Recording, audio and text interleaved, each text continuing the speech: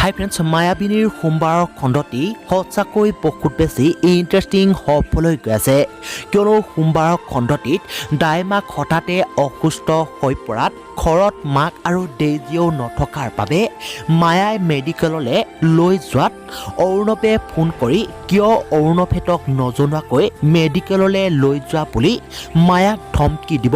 এতিয়া বাৰু এয়া মায়াক বদনাম দিবলৈকে দাইমাকক মাক আৰু ডেইজিয়ে কিবা পয়জন খুৱাই ঘৰৰ পৰা ওলাই গৈছে নেকি জানিবলৈ পাব সোমবাৰৰ খণ্ডটি। আৰু আনফালে মায়াৰ ভায়েক ৰিয়ানে ডেইলি ড্ৰাগছ ল'বলৈ আৰম্ভ কৰিছে।